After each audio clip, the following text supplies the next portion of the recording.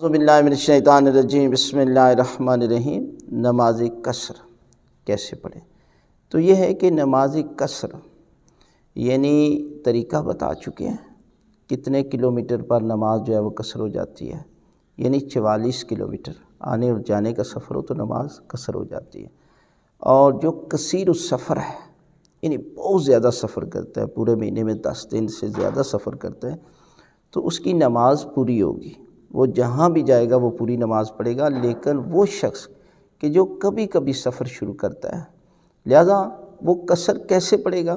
تو یہ ہے کہ 3 نمازیں قصر پڑھی جاتی ہیں۔ جو 4 رکعتی نماز ہے نا وہ قصر پڑھی جاتی ہے، فجر اور مغرب یہ قصر نہیں پڑھ سکتے، لہذا یہ 4 رکعتی نماز کو 2 رکعت نماز پڑھیں، یعنی 2 رکعت نمازیں مثلاً ظہر پڑھتا ہوں واجب قربتاً اللہ، یعنی اس کو واجب کی نیت سے پڑھیں گے اور 2 رکعت ہی پڑھیں گے، یعنی 4 رکعت قصر نہیں پڑھ سکتے۔ قصر ہوتی وہ ہے کہ جو عادی ہو، یعنی 4 میں سے 2 پڑھیں گے، اور اس کے بعد جو ہے وہ 2 رکعت نماز، یعنی لیکن یہ نہیں کہنا کہ جو ہے وہ 4 رکعت نماز پڑھتا ہوں، 4 کی بجائے 2 رکعت کہا جائے گا۔ 2 رکعت نماز ظہر یا عصر یا عشاء پڑھتا ہوں واجب قربتاً اللہ، اور عام نماز کی طرح اس میں پڑھا جائے گا جیسے نماز فجر آپ پڑھتے ہیں۔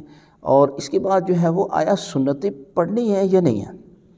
تو دیکھیں سفر میں سنتیں معاف ہوتی ہیں، ٹھیک ہے؟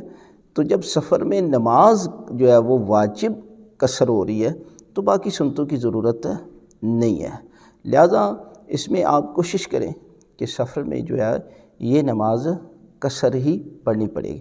لیکن اگر آپ سفر میں جا رہے ہیں اور سفر میں آپ پڑھتے ہیں تو آپ کی نماز قصر ہے، لیکن آپ سفر کرتے کرتے اپنے علاقے میں پہنچ گئے اور ابھی ٹائم ہے کہ جو ہے وہ آپ ظہر پڑھ سکتے ہیں، عصر پڑھ سکتے ہیں، تو پھر قصر نہیں پڑے گی، بلکہ آپ کو پوری نماز جو ہے وہ پڑھنی پڑے گی۔